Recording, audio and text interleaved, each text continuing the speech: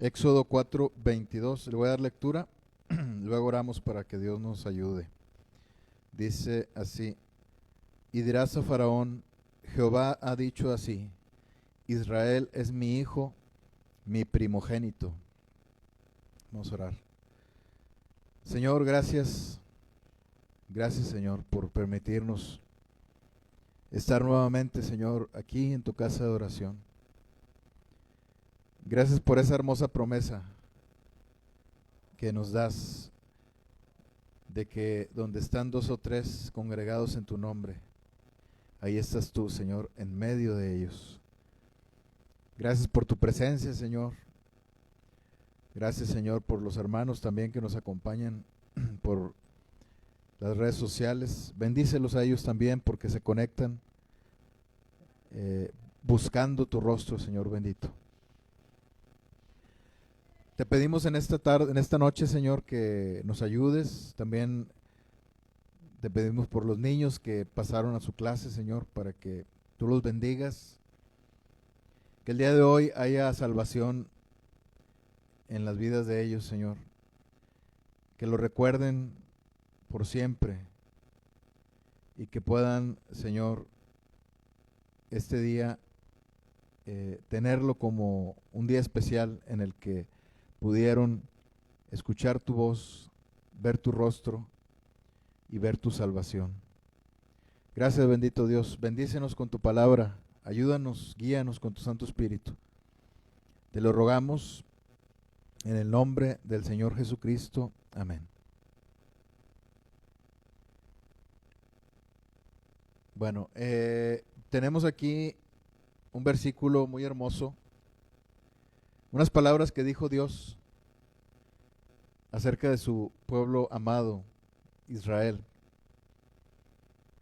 Y en la lectura salía o saltaba a la vista este versículo, tanto que no pude evitar hablar de él en esta noche. Algo tan hermoso que el Señor dijo de su pueblo: Israel es mi hijo, mi primogénito. Dios, definitivamente, Dios creó Dios creó al mundo, Dios creó al hombre. Dios lo hizo con un propósito de estar siempre con él. Dice el libro de Lucas en la genealogía del Señor Jesucristo que Adán es hijo de Dios. Y eso lo digo porque se habla mucho, o he escuchado muchas ocasiones, no sé si le ha tocado a usted, hermana, escuchar que dicen, todos somos creación de Dios, pero no todos somos hijos de Dios, ¿verdad? Y es una verdad, pero que debe ser explicada, porque bíblicamente esto es cierto, pero tiene algunos detalles, ¿verdad?, que debemos tomar en cuenta. Por ejemplo, cuando Dios creó al hombre, dice la palabra que Dios lo hizo bueno. Entonces, cuando Dios creó al hombre y lo puso en el huerto del Edén y el hombre todavía no había pecado, Adán y Eva eran sus hijos, eran hijos de Dios. Pero una vez que el hombre pierde su comunión con Dios y es arrojado del huerto del Edén, esto completamente se desvanece. Ya no hay un papel padre e hijo, ni siquiera había un papel como de tener sencillamente una comunión, ni siquiera lejana con Dios, porque el hombre había pecado contra Dios y ese pecado lo había separado de él. Ya no había una relación padre e hijo como en el huerto del Edén. Entonces ahí es donde comienza a cumplirse esto, ¿verdad? Digo, y no, esta palabra en realidad no es una palabra que venga en la Biblia específicamente así, que diga todos somos creación de Dios, pero no todos somos hijos de Dios. O sea, esto ni siquiera viene en la Biblia, tal cual, ¿verdad? Pero es una explicación válida, cierta, verdadera, pero como le decía en un principio, que debe ser explicada bien. Entonces, cuando el Señor Jesús vino a morir por cada uno de nosotros, vino a morir por el mundo, y el Señor Jesús viene a ser el lazo, viene a ser el medio por el que nosotros nos conectamos nuevamente con el Padre Celestial. Y no solamente eso, sino que ahora, debido a que fue el Hijo de Dios quien murió en una cruz por nosotros y dio su vida y se entregó, entonces ahora nosotros, por derecho, porque el Señor Jesucristo pagó por ese derecho, somos hijos de Dios. Y esto es maravilloso, porque ahora tenemos algo que nosotros vamos a poder ver aquí en este versículo, algunas cosas de las que debemos disfrutar de parte de nuestro Dios, de las que debemos nosotros aprovechar, no perder el tiempo, y debemos aprovechar completamente esa potestad que Dios nos ha dado de ser hechos hijos de Dios, como dice ahí en Juan capítulo 1, versículo 9. Entonces, me gustaría ver algunas cosas de este versículo en las que podemos encontrar bendición respecto a que Dios es nuestro Padre y que nosotros somos sus hijos, ¿verdad? Tanto desde el punto de vista de Dios como desde el punto de vista nuestro. Porque si lo vemos desde el punto de vista de Dios, pues resulta que Él es nuestro Padre, ¿verdad? Y si lo vemos desde acá, desde la perspectiva de nosotros, entonces nosotros podemos decir que somos sus hijos. No podemos no podemos saber lo que Él siente completamente, lo que Él hace, los propósitos, no los conocemos, nos resultan vagos en nuestra mente, un día nos serán revelados completamente, pero podemos, por medio de su palabra y por la luz que nos da el Santo Espíritu de Dios, podemos ver cómo es que Él nos ama. Podemos ir viendo la grandeza de su amor para con nosotros. Ahorita mi esposa mencionaba este versículo, ¿verdad? Juan 3:16. Y el énfasis que hacía ella era, porque de tal manera amó Dios al mundo. No el énfasis en que Dios amó al mundo, sino no el énfasis en el mundo en sí, como si el mundo mereciera ser amado, sino el énfasis en Dios. Qué tan grande es el amor de Dios. De tal manera amó Dios al mundo. La grandeza, la exaltación no está en el mundo, sino en Dios.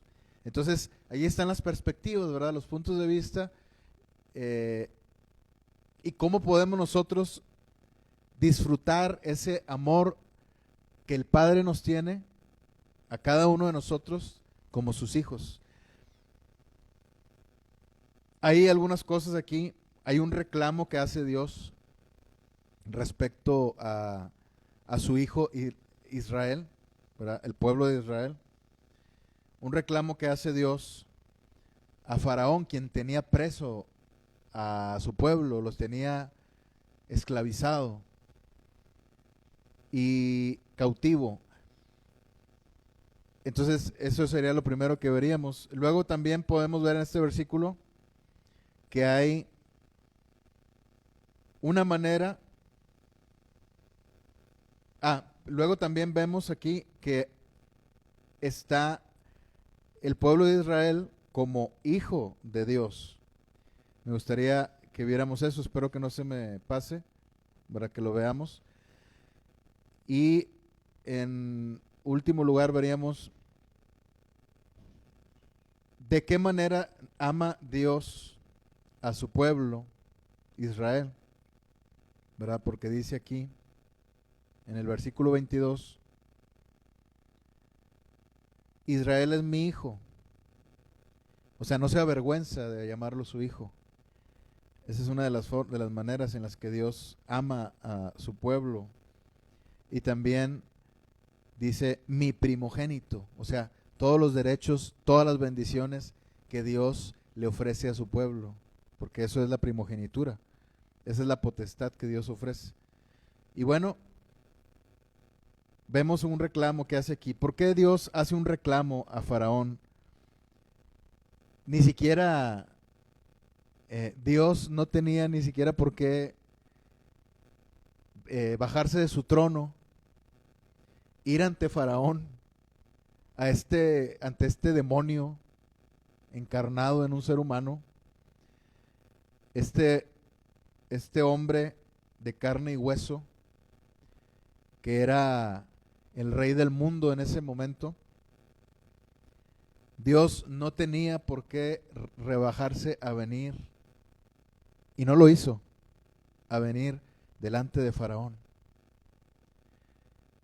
El Señor vino y bajó de su trono de gracia, bajó de su trono celestial para ver a sus hijos, porque oyó el clamor del pueblo de Israel, que estaban o que ya tenían más de 400 años esclavizados en Egipto.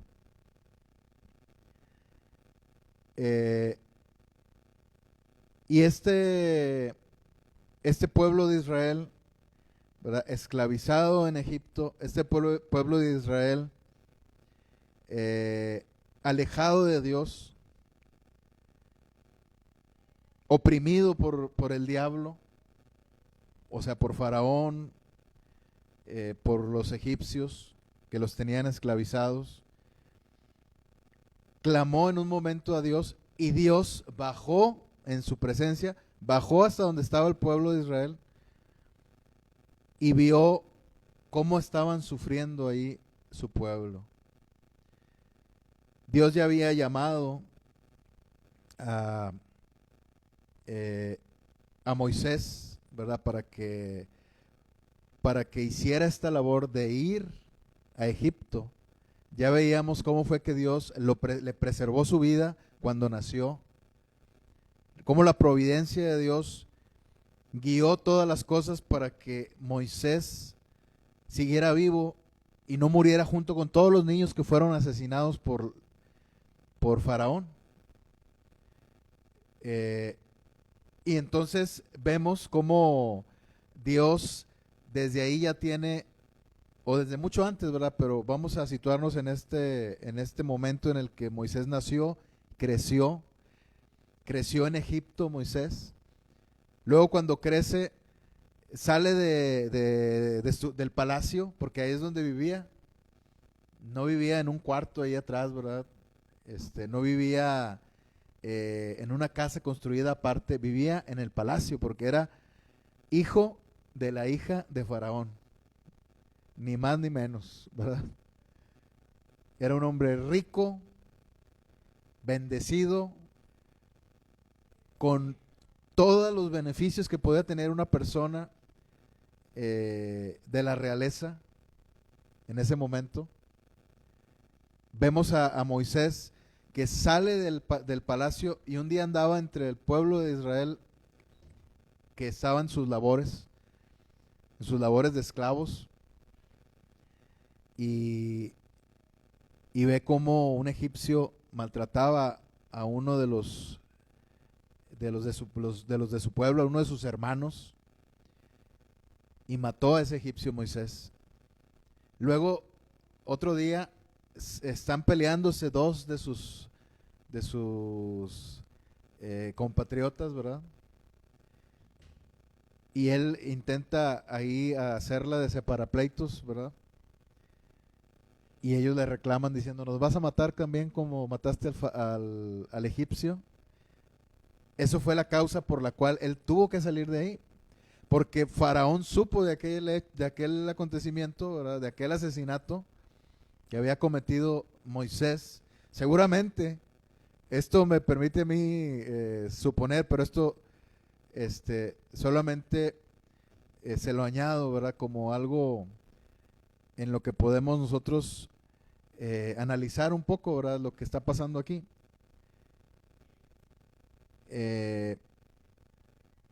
vemos cómo Moisés no es protegido por Faraón, sino todo lo contrario. Pero ¿por qué si era hijo de la hija de Faraón? Es porque es probable, es muy probable que el Faraón no lo quería, porque era hebreo. Es muy probable que no lo quería. Es muy probable que toda su vida estuvo luchando el Faraón con su hija, ¿verdad? Estuvo luchando por aquel niño, ¿verdad? Por aquel niño que fue creciendo y la única protección que tenía era la hija de Faraón. Y obviamente Faraón amaba a su hija y por eso no le hacía nada a Moisés. Pero una vez que encontró este error, que no era pequeño, el haber cometido ese homicidio, entonces Faraón se enojó y fue y lo persiguió. Y salió Moisés de Egipto.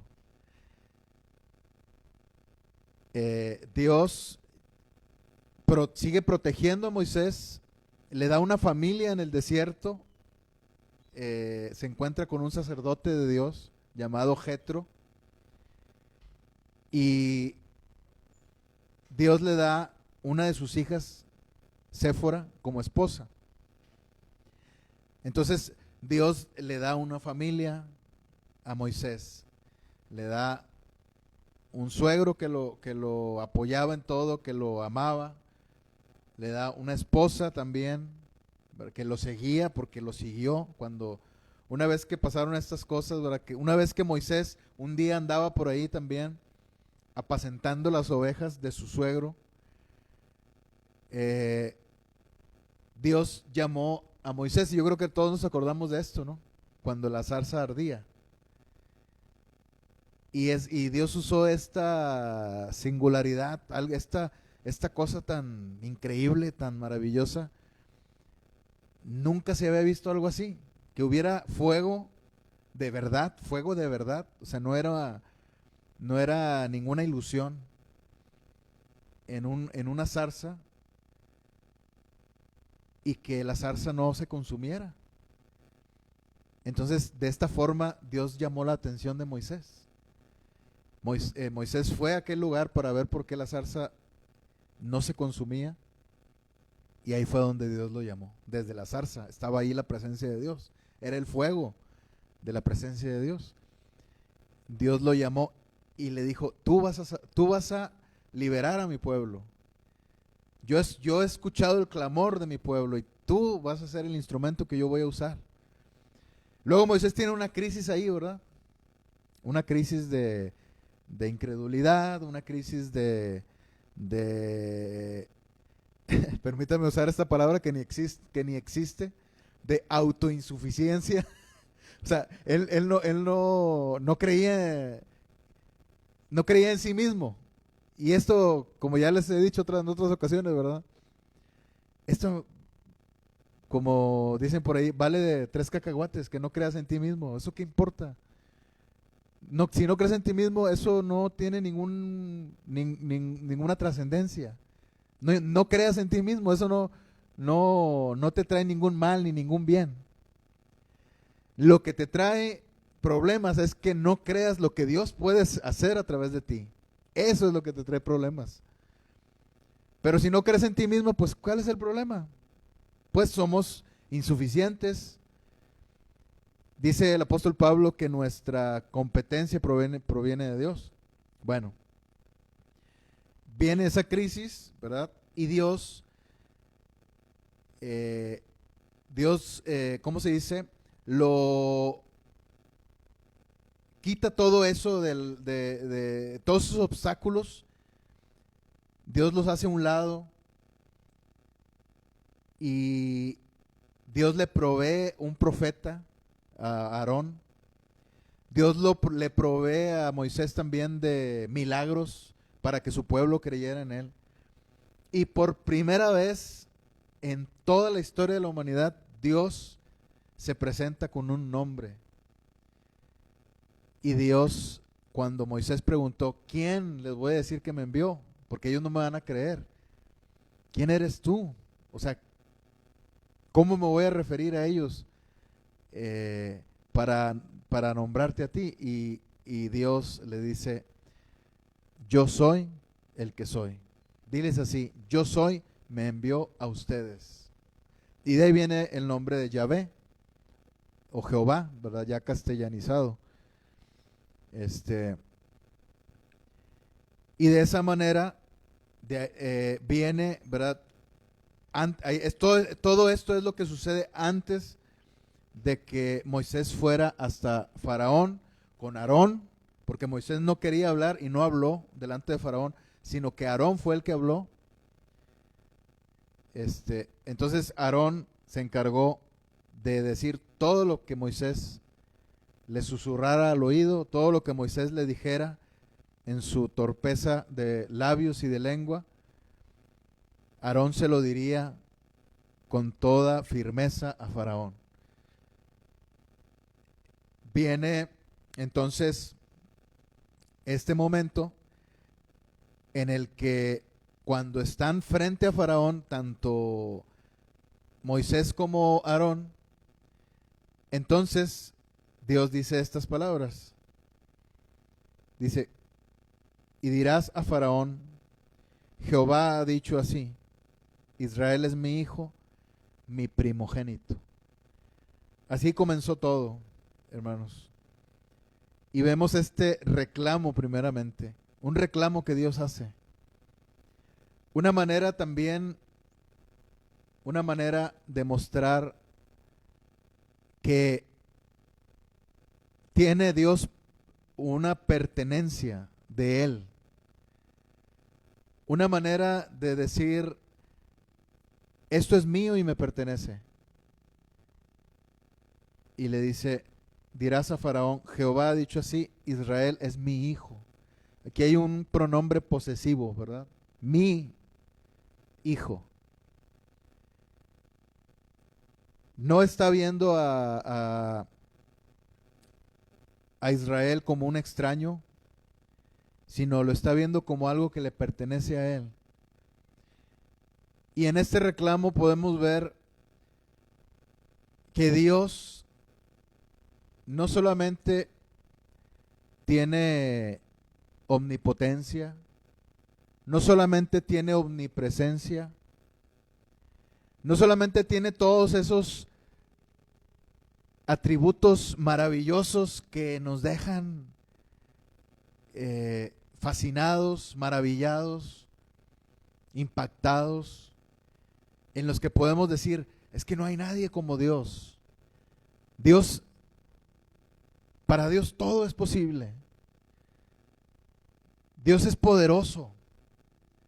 Dios no solamente es eso, o sea, eso es algo maravilloso, es importante porque, como dice el apóstol Pablo, si Dios es por nosotros, siendo un Dios así, esto obviamente yo se lo estoy añadiendo, lo de siendo un Dios así tan grande, tan poderoso, si Dios es por nosotros, ¿quién contra nosotros? Porque ¿quién puede contra Dios? Ni todos los ejércitos del mundo juntos. Nadie puede contra Dios. O sea, esto es algo maravilloso. Pero Dios no es solamente eso, sino que Dios también tiene un corazón que ama. Y que precisamente, hermanos, aunque es verdad lo que dicen algunos, pues, algunas personas, ¿verdad? No sé si teólogos, la verdad nunca he escuchado a un teólogo decir algo así. Pero he escuchado predicadores, ¿verdad?, que dicen esto, que la santidad es el atributo principal de Dios. Yo creo que sí. Yo creo que sí, porque vemos ahí, por ejemplo, en Isaías, cómo los querubines alababan a Dios diciendo, santo, santo, santo, que significa santísimo. No hay nadie tan santo como tú. Porque los ángeles, por ejemplo, son santos. Son seres apartados que no conocen el pecado. Pero Dios es santísimo, es decir, santo, santo, santo.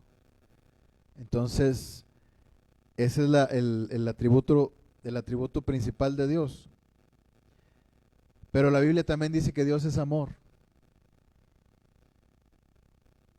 Todo está en conjunto, no podemos decir, no podemos separar estas cosas. No podemos decir que Dios es solamente santo y que no tiene amor. Ni tampoco podemos decir que Dios es solo amor y no es, y su santidad no importa. No podemos decir eso. Ambas cosas son importantísimas. Pero me maravillo cómo es que nosotros, siendo que tenemos un Dios omnipotente, omnipresente, omnisciente, que todo lo sabe, santísimo, tenemos un Dios que no es un déspota.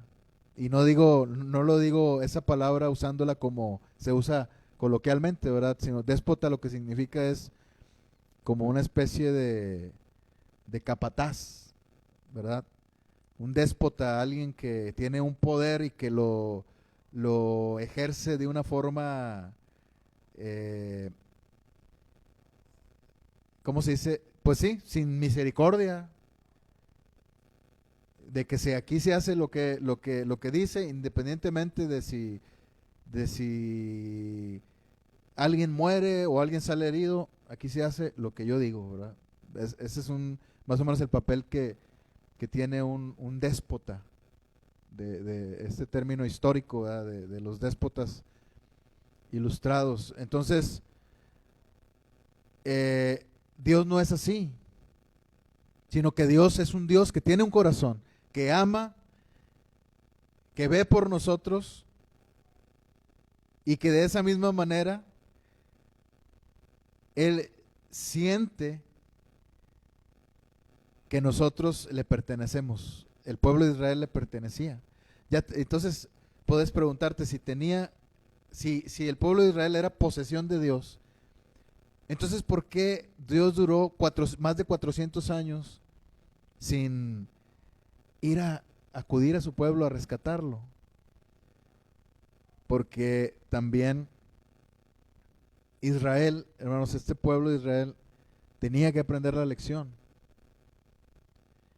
Vemos aquí, hermanos, este es el siguiente punto, cómo menciona aquí, Israel es mi hijo.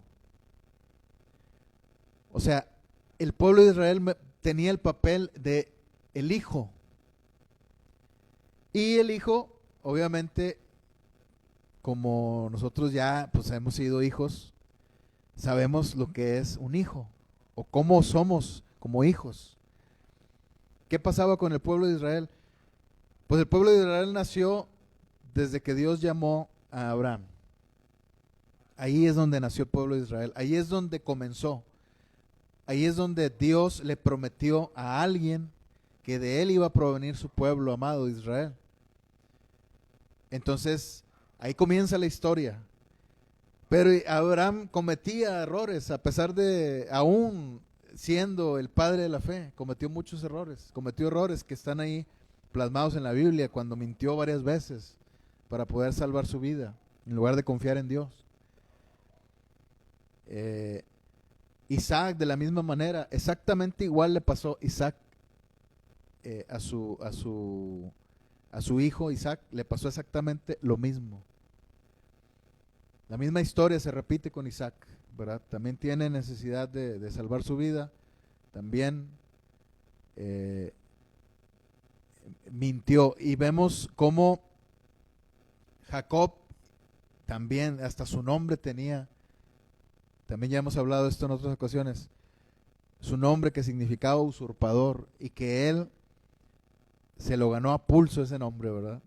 Digo, ya se lo habían puesto cuando nació, pero ese nombre, él lo estaba, vamos a decir que estaba orgulloso de ese nombre, por todo lo que hacía, de la manera en la que engañó a su suegro Labán, de la manera en la que estafó a su hermano Esaú. Entonces, el pueblo de Israel, siendo desde Abraham hasta Jacob y su descendencia, todos cometieron errores. Eran hijos de Dios. O sea, no eran hijos perfectos. Ese papel de hijos eh, lo podemos ver nosotros en nuestros propios hijos también. ¿Cómo son?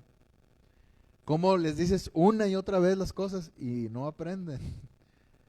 Pero uno no se rinde, y para cuando acuerdas ya aprendió la lección de tantas veces que le dijiste y le dijiste. Y hubo algunas ocasiones en las que necesitaste sonártelo, ¿verdad? Y vemos cómo somos como hijos, cómo son nuestros hijos. De esa misma manera, exactamente igual, era el pueblo de Israel. Y ahora como hijos de Dios es igual lo mismo. Somos hombres y mujeres redimidos de una vida de pecado, salvados por el Señor Jesús, limpiados por su sangre preciosa. No somos perfectos. Dios nos perdonó, Dios tuvo misericordia y sigue teniendo misericordia cada día. Su misericordia es nueva. Gracias a eso seguimos siendo hijos de Dios, porque Él decidió que fuera así, nos dio la potestad. Y somos hijos de Dios y nos equivocamos. Cada uno de nosotros hemos cometido errores ya como hijos de Dios, ya habiendo conocido al Señor Jesucristo. Y esos errores a veces nos hacen sentir mal, nos hacen derramar lágrimas, pedirle perdón a Dios. Y nos hacen preguntarnos, ¿por qué sigo siendo así? ¿Por qué sigo pecando contra Dios? Si yo sé que eso está mal, ¿por qué lo sigo haciendo? Sigue la naturaleza ahí, la naturaleza pecaminosa, habitando en nosotros. Pero gracias a Dios que tenemos una nueva naturaleza, que tiene unos nuevos deseos de buscar el rostro de Dios, de estar en la presencia de Dios, de hacer la voluntad de Dios. Esa es la naturaleza que debe dominar en nuestra vida, y quien debe reinar en nuestro corazón es el Señor Jesús y su palabra. Es la única manera en la que podemos ser bendecidos por Dios. Entonces, si nosotros hemos cometido errores y nos hemos preguntado por qué sigue pasando esto, pues sencillamente es porque estamos jugando ese papel de hijos. Nos equivocamos, tropezamos. Cuando un hijo nace en este mundo, ese hijo no nace perfecto. No es como dicen los maestros, ¿verdad? Cuando entras a la clase el primer día y te dicen, de aquí en adelante, de aquí todos, bueno, el día de hoy todos tienen 100. Y todos bien emocionados, ¿verdad? Pero tú sabes si lo conservas, lo vas a ir perdiendo si no traes tareas, si no estudias para el examen, etcétera. Ya. Pues eso qué, ¿verdad? ¿Qué chiste tiene?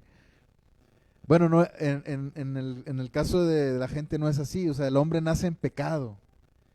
Dios no dice, cuando el hombre nace está perfecto, pero luego va a ir perdiendo esa perfección. No es así. Cuando nacemos, dice la palabra, nacemos en pecado. En pecado me concibió mi madre.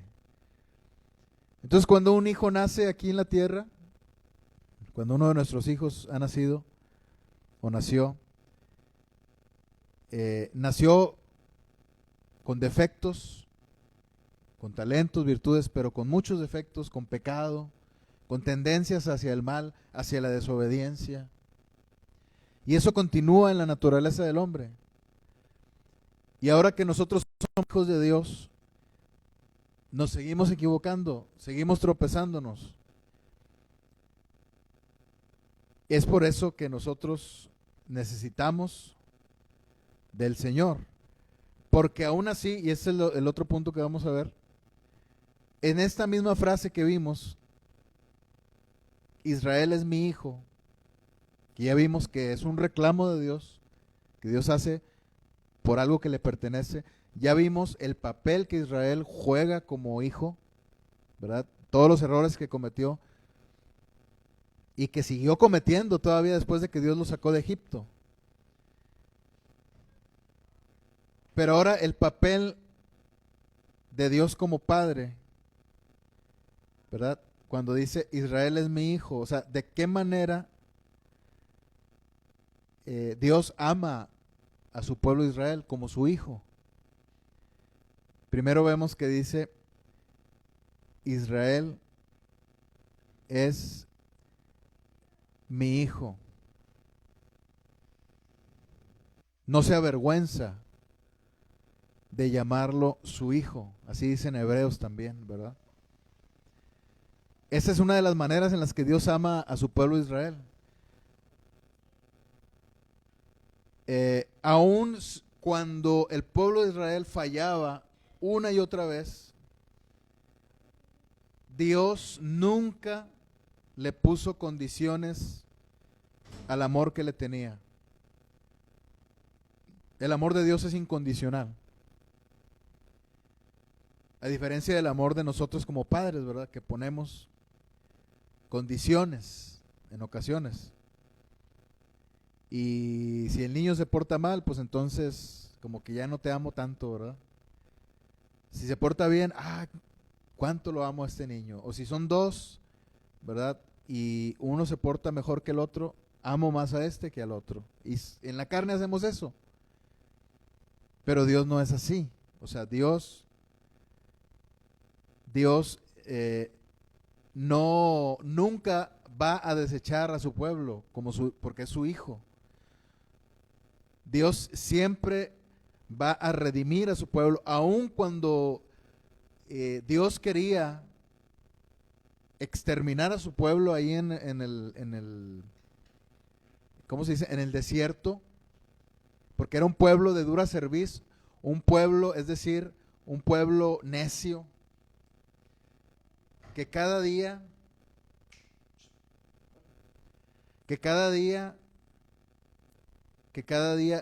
aun cuando Dios extendía sus manos hacia él para ayudarlo, cada día el pueblo de Israel se alejaba de Dios, renegaba contra Dios, reprochaba, tenía incredulidad, murmuraba. En un momento Dios con su ira lo quiso consumir al pueblo de Israel. Pero Dios, ahí es donde vemos que entra la santidad de Dios, ¿verdad? No es que Dios no amara a su pueblo, sino que Dios es un Dios santo también y tiene ira santa para con un pueblo pecador. Pero aún así Dios puso en Moisés una oración en su corazón de Moisés para que éste intercediera por su pueblo. Y Moisés oró por su pueblo y le dijo, ¿cómo vas a matarlos, Señor? Si los sacaste de Egipto, ¿qué va a decir las naciones cuando vean que para eso los sacaste, para que murieran en el desierto? Entonces Dios aplacó su ira. Y a mí me gusta pensar que Dios, hermanos, puso esto en el corazón de Moisés para que orara. Y me gusta pensar que Dios estaba escuchando a Moisés en su oración y viendo a su hijo Jesús orando por los suyos. Entonces, por eso se aplacó la ira de Dios y no consumió a su pueblo. Dios también estuvo a punto de consumir a Moisés, de matarlo, porque no habían circuncidado a su hijo. A su hijo que su nombre era, que significaba forastero, ¿verdad? Veíamos en la predicación pasada. Gersón. Entonces vemos que Dios lo quería matar a Moisés. Lo que hizo inmediatamente la esposa de Moisés, sabiendo que era lo que faltaba hacer con su hijo, sabiendo por qué causa lo iba a matar. O sea, Séfora sabía muy bien qué era lo que estaba pasando. Entonces Séfora, ya resignada, porque seguramente Séfora protegía a su hijo y decía, no le vas a cortar el prepucio, no lo vas a circuncidar. Y en un momento que Dios quiso matar a Moisés, por causa de ese pecado de desobediencia, Séfora pues se resignó y tuvo que circuncidar ella misma a su propio hijo. Y me imagino ahí una escena dramática, ¿verdad? Como Séfora, cómo le reclamó diciéndole, eres un esposo de sangre por causa de la circuncisión. Entonces Dios quiso consumir a Moisés también. Vemos ahí la santidad de Dios, pero vemos cómo Dios siempre redime a su pueblo, no lo consume. Tiene esa intención de pronto por la santidad de Dios, que es tan grande también. Pero Dios siempre encuentra la manera de redimirlo. Y ese es el amor de Dios por su hijo. O sea, de esa manera ama a su hijo Israel. No se avergonzó, aun cuando era un pueblo que fallaba, aun cuando era un pueblo que se olvidó de Dios completamente por 400 años, hasta el día en que clamó a Jehová. Hasta entonces se acordó de su Dios Jehová, el pueblo de Israel, y hasta entonces fue que Dios acudió en su ayuda. Aún así, Dios no se avergonzó de ellos y dijo, Israel es mi hijo. Y de esa manera también Dios encontró la manera de redimirnos a nosotros. No teníamos nosotros remedio, hermanos. No teníamos remedio. Podemos pensar que era más fácil que nos salváramos nosotros a que se salve aquel drogadicto, borracho, etcétera. Es que yo, la verdad, no era tan pecador, ¿verdad?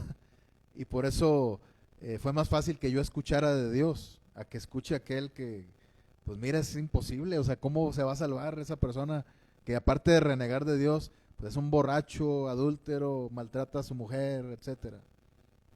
Para Dios no hay nada imposible. Nosotros también estábamos en lo peor del pecado. Y aún así Dios encontró la manera de redimirnos. ¿Cuál fue? Por medio del Señor Jesús. Precisamente ese es el amor que Dios le tiene a sus hijos. El amor que entrega, el amor que todo lo sufre, el amor que todo lo cree, que todo lo espera, que todo lo soporta. Es el amor de Dios. Todo lo sufre, es decir, sufre los agravios nuestros hacia Él. Todo lo cree. Dios sabe que nosotros no tenemos la capacidad de estar aquí. Dios sabe que le vamos a fallar si nos encomienda algo, alguna misión. Pero por eso nos desecha o por eso no nos da esa misión. Nosotros tal vez si vemos a alguien y decimos, no pongas a este porque este va a fallar. Tal vez podemos nosotros desde nuestro punto de vista humano tomar una decisión así, pero Dios no hace eso. Dios sabe que nosotros le podemos fallar, pero aún así Él toma la decisión de enviarte a ti, de darte a ti el privilegio de servirle, porque Él todo el amor todo lo espera, todo lo soporta. Es el amor del Señor, el amor que lo entrega, que entregó al Señor Jesús para redimirnos. Y también de esta manera amó a su pueblo Israel, porque primeramente el Señor vino a salvar a su pueblo Israel, a hacer ese intercambio de hijo, es decir, yo me pongo en lugar de Él para que ahora tú seas el hijo de Dios. Entonces ahora nosotros somos considerados hijos de Dios, con todos los privilegios. Lo último es que dice aquí, mi primogénito. Nosotros tenemos todos los privilegios de un primogénito. Esto es algo interesante y maravilloso porque al decir el Señor, mi primogénito, lo que está diciendo es, no es solamente